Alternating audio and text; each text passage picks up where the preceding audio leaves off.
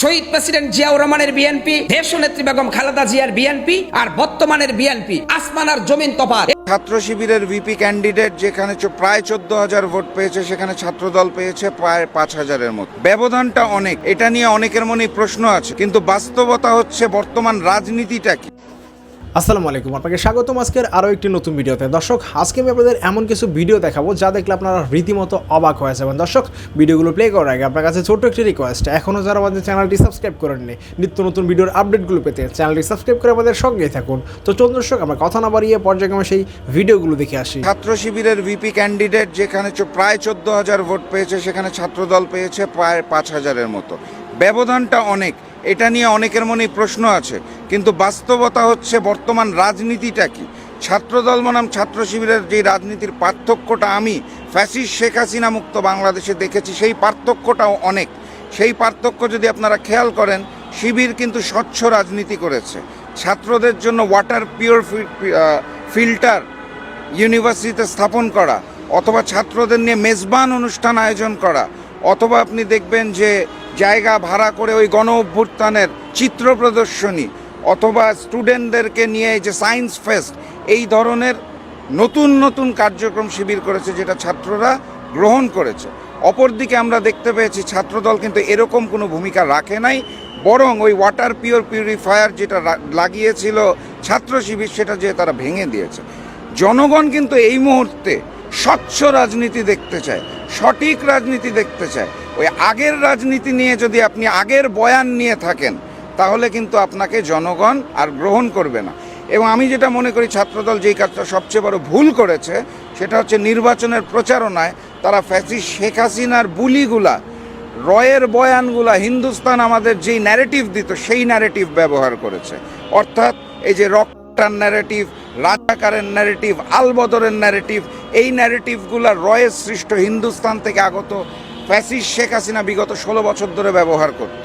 তো সেই সুরটা নিয়ে ছাত্রদল নতুন বাংলাদেশের রাজনীতি করবে, এটা ছাত্ররা গ্রহণ করে নাই। কারণ মনে রাখতে হবে, ওই আমাদেরকে যখন রাজাকারের নাতিপুতি বলেছিল, তখনই কিন্তু আন্দোলন গর্জন করে উঠেছিল এবং হাসিনার পতন হয়েছিল। হাসিনার পতনের পর সেই রাজাকার ন্যারেটিভ, রয়ের ন্যারেটিভ নিয়ে রাজনীতি করবে ছাত্রদল। সেই ছাত্রদলকে জনগণ প্রতিহত করবে এবং ব্যালট বক্সের মাধ্যমে ফলাফল দিবে, এটাই তো স্বাভাবিক। এখান থেকে আমাদের যে শিক্ষা, আগামীর রাজনীতি করতে হবে আধুনিক রাজনীতি, স্বচ্ছ রাজনীতি, পরিষ্কার রাজনীতি। শেখ হাসিনার ন্যারেটিভ দিয়ে অথবা পুরানো আমলের রাজনীতি দিয়ে আগামীতে আর রাজনীতি করার সুযোগ আমাদের কোনো রাজনৈতিক ব্যক্তি বা দলের নাই। 40 ঘন্টারও বেশি চলে যাচ্ছে, ফলাফল দেওয়া যাচ্ছে না। এখন এই ফলাফলটা কেন দেওয়া যাচ্ছে না? এখানেও কিন্তু পাল্টাপাল্টি অভিযোগ। ছাত্রদল বলল যেই মেশিনটা কিনে আনা হয়েছে, সেই মেশিনটা জামাতের নেতার কোম্পানির থেকে আনা হয়েছে, এবং শিক্ষকরা সিদ্ধান্ত নিল আমরা ম্যানুয়াল পদ্ধতিতে ভোট গুনব। এই কারণেই তো সময়টা কালক্ষেপণ হয়ে গেল এবং বিভিন্ন সময় আমরা দেখলাম ভোট গণনা বন্ধ হয়ে থাকলো। অথচ আমরা পরে খোঁজখবর নিয়ে দেখলাম যে কোম্পানিটার মালিক কিন্তু বিএনপি করে। তো আমার কথা হচ্ছে, এই যে পাল্টাপাল্টি, একে অপরের প্রতি যেই দোষারোপ করা, এবং আপনি খেয়াল করবেন ডাকসুতে এবং জাকসুতে দুই জায়গাতেই ছাত্রদল ছাত্র শিবির পাল্টাপাল্টি অভিযোগ করেছে। হাসিনা মুক্ত নির্বাচনে ফ্যাসিজম মুক্ত বাংলাদেশে অভিযোগ আসবে কেন? আমরা ছাত্রদল ছাত্র শিবির সহ সকল সংগঠন তো একসাথেই রাজপথে ছিলাম হাসিনা বিরোধী আন্দোলনে। এখন নতুন ভোটকে কেন্দ্র করে আমরা দুটো পক্ষ হয়েছে, কিন্তু সেই পক্ষের মধ্যে একে অপরের প্রতি যে সম্মান প্রদর্শন থাকা উচিত, সেটার কিন্তু আমি অভাব দেখতে পাচ্ছি। আমার ভাই তো, ছাত্রদলও আমার ভাই, ছাত্র শিবিরও আমার ভাই। এখানে এই কাদাছুড়ার রাজনীতিটা সকলের জন্যই ক্ষতিকর, নতুন বাংলাদেশের জন্য ক্ষতি। লন্ডনের মাসে তারেক রহমান বিএনপিকে চালানোতে সম্পূর্ণ ব্যর্থ এবং বিএনপির উপরে ওনার কোনো নিয়ন্ত্রণ নাই। যার বিএনপি চালাচ্ছে হচ্ছে বাংলাদেশে বসা ভারতের রয়ের গোয়েন্দা, যেসব এই আমির খুসরু, সালাউদ্দিন, এই বুড়া দুরা শয়তান গুলাম মিলে এরা হচ্ছে বিএনপি চালাচ্ছে। বিএনপি তো পৃথিবীতে একমাত্র দল যে নির্বাচন বর্জন করায় এখন তারা ডক্টরেট। তারা গত 16 বছর নির্বাচন বর্জনই করেছে। আবার তাদেরই কিছু কিছু ওই কি যেন রুমিন ফারহানার মতো লোকজন কিন্তু আবার ঠিকই নির্বাচন অংশগ্রহণ করে দল নির্বাচন বর্জন করেছে। আবার কিছু লোক কিন্তু নির্বাচনে, হাসিনা নির্বাচনে গিয়ে পয়সা করে খেয়ে আবার সংসদেও বসেছে। তো মুনাফিকি আমরা এসব দেখেছি। 16 বছরে শুধু হ্যান করেঙ্গা ত্যান করেঙ্গা, সকালবেলা ডাক দিয়ে সন্ধ্যার সময় সারা বাংলাদেশের লোক ঢাকা শহরে একত্র জড়ো করে সন্ধ্যার সময় এই মির্জা ফখরুল বলেছে সবাইকে বাড়ি চলে যেতে। তারপরে আওয়ামী লীগের নির্দেশেই চলেছে। সুতরাং 16 বছরে বিএনপি হাসিনার পতনের জন্য কিছুই করে নাই, বরং উল্টা বিএনপির গ্রাসরুট লেভেলের বা তৃণমূলের ছেলেমেয়েরা যারা দেশপ্রেমিক, যারা সত্যিকার অর্থে দলপ্রেমিক, এরাই শুধু সাফার করেছে। কিন্তু বিএনপির উপরের লেভেলের নেতা নেত্রী যারা নীতি নির্ধারক, এরা কিন্তু আওয়ামী লীগের আমলে আনন্দে ছিল, ফুর্তিতে ছিল, এবং এখন আবার ভারতের পা ধরে আবার ক্ষমতায় আসতে চাচ্ছে। এদের কাছে জনগণের মতামতের ইচ্ছার কোনো মূল্যই নাই। এবং আওয়ামী লীগ যেই ভুল করেছে, বিএনপি সেই 1 বছরের মাথায় 5ই আগস্টের পরে হাসিনার পালানোর পরে বা আওয়ামী লীগের পতনের পরে 1 বছরের মাথায় জনগণকে মূল্যায়ন না করেই জনগণের যে মনোভাব, জনগণের যে চিন্তা ভাবনা, তার 2 পয়সা মূল্য দেয় নাই, না দিয়ে কিন্তু আজকে তার বহিঃপ্রকাশ, ফলপ্রকাশ হচ্ছে ডাকসু নির্বাচনের ফলাফল। সুতরাং আমি 54 বছর পরে বাংলাদেশের যে একটা চিরাচরিত রয়ের পরিকল্পনায় যে মুক্তিযুদ্ধের চেতনার যে একটা প্রভাব বাংলাদেশের 54 বছর ছিল, আলহামদুলিল্লাহ এই বিজয়ের মাধ্যমে সেই মুক্তিযুদ্ধের, এটার সাথে কিন্তু মুক্তিযুদ্ধের সম্পর্ক নাই, মুক্তিযুদ্ধের বীর শহীদরা সবাই তার নিজস্ব সম্মানের জায়গায় আছেন এবং থাকবেন সারা জীবন, আজীবন বাংলাদেশের ইতিহাসে। কিন্তু আমি বলছি যে ভারতের রয়ের তৈরি করা মুক্তিযুদ্ধের চেতনা শব্দটা, যেই চেতনার বড়ি দিয়ে ঔষধ খাইয়ে বাংলাদেশিদের গত 54 বছর শাসন শোষণ করেছে, সেই মুক্তিযুদ্ধের চেতনার গণ্ডি ছিঁড়ে ফেলা হলো এই বিজয়ের মাধ্যমে, এবং এটা আরো শক্তি থেকে শক্তিশালী হতে থাকবে ইনশাআল্লাহ আগামীতে। তার প্রভাব রাজনীতিতে পড়বে।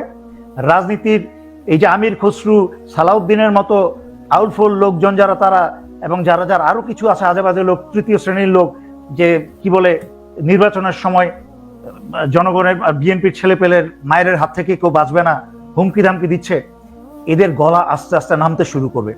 কারণ এখন আস্তে আস্তে এই যে তারেক রহমানের বক্তব্য শুনলাম, উনি আবার বক্তব্য দিয়েছেন জনগণকে মূল্যায়ন করার জন্য। এই যে উনি বলে যাচ্ছেন জনতার সামনে মিডিয়াতে এসে জনগণকে মূল্যায়ন করতে হবে, কাকে বলছেন? উনি কিন্তু জনগণকে বলছেন না, উনি ওনার দলের সদস্যকে বলছেন। কিন্তু দলের সদস্য তারেক রহমানের এই গত 1 বছরের কোনো বিবৃতিতে তাদের মাঝখানে কোনো পরিবর্তন এসেছে? তার মানে লন্ডনে বসে তারেক রহমান বিএনপিকে চালানোতে সম্পূর্ণ ব্যর্থ এবং বিএনপির উপরে ওনার কোনো নিয়ন্ত্রণ নাই।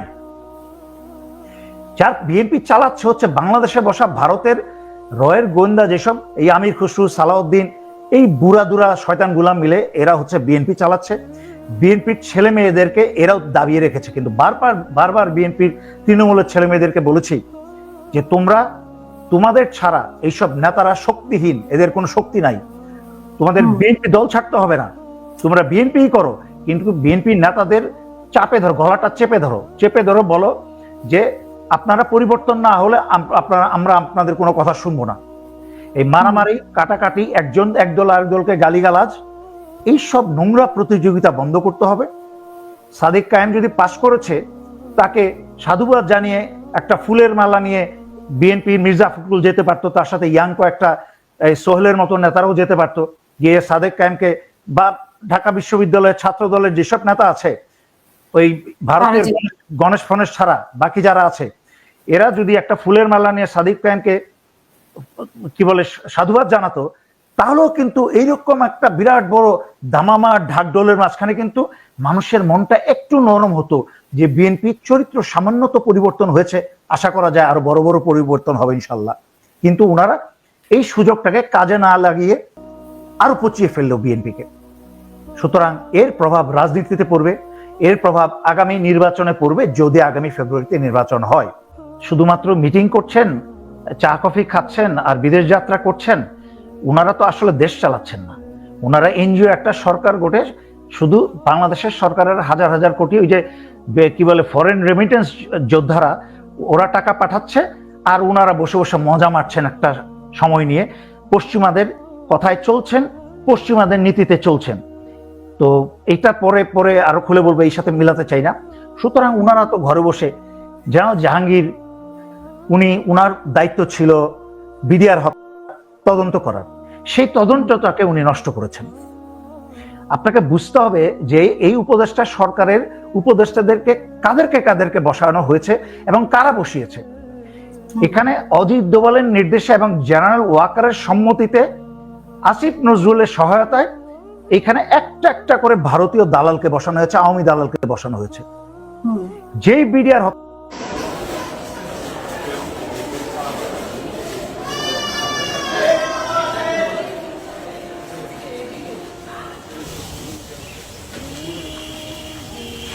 দর্শক আশা করি সম্পূর্ণ ভিডিওটি দেখেছেন। দর্শক এই ভিডিওর সময় যদি আপনার কোনো মতামত থাকে তাহলে অবশ্যই কমেন্ট করে জানাবেন। ভিডিওটি ভালো লাগলে একটা লাইক করবেন। দেখা হচ্ছে পরবর্তী কোনো ভিডিওতে, সেই পর্যন্ত সবাই ভালো থাকবেন, সুস্থ থাকবেন।